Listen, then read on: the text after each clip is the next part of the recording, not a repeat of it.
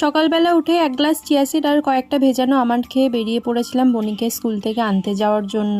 তারপরে বাড়ি ফিরে চলে গেছিলাম ছাদে। আর এই ডালটা হচ্ছে নীল কালারের যে জবা ফুলটা হয় সেই গাছের ডাল। পাশের বাড়ির একজনের থেকে এই ডালটা নিয়েছিলাম, অনেকদিন ধরেই ভাবছিলাম বসাবো। আর আমি এখানে গাছ বসাচ্ছি আর টিনটিন আমাকে জ্বালাতন করছিল, তাই ওকে একটু আদর করে শান্ত করে বসিয়ে রেখে আমি গাছটা বসিয়ে গাছের গোড়ায় একটু জল দিয়ে দিয়েছিলাম। তারপরে ছাদ থেকে নিচে আসার পরেই দেখি বাইরে ঝমঝম করে এরকম বৃষ্টি শুরু হয়ে গেছে। তারপরে দুপুরবেলা খাওয়া দাওয়া করে বিকালবেলা বানিয়েছিলাম একদম ঘরোয়া পদ্ধতিতে চিকেন কাবাব। এই চিকেন কাবাবের রেসিপি আমি অলরেডি পোস্ট করেছি, তোমরা দেখে আসতে পারো। ভেবেছিলাম বৃষ্টির ওয়েদারে সন্ধ্যে স্ন্যাক্সে এই চিকেন কাবাব বানাবো, কিন্তু এটা বানাতে বানাতেই রাত 9টা বেজে গেছিল। আর রাত্রে তো আমাদের রুটি হয়েই ছিল, তাই রুটির ওপর একটু মেয়োনিজ, চিকেন কাবাব আর কাবাবের চাটনি দিয়ে একটা রোল বানিয়ে নিয়েছিলাম। আর এরম ভাবে বানিয়ে এই রোলটা খেতেও বেশ ভালোই লাগছিল। তারপরে সব কাজ কমপ্লিট করে রাত্রে ঘুমানোর আগে এই সিরিজটা কিছুক্ষণ দেখছিলাম। আর আরো মিনি ব্লগস এর জন্য চ্যানেলটা সাবস্ক্রাইব করে দিও।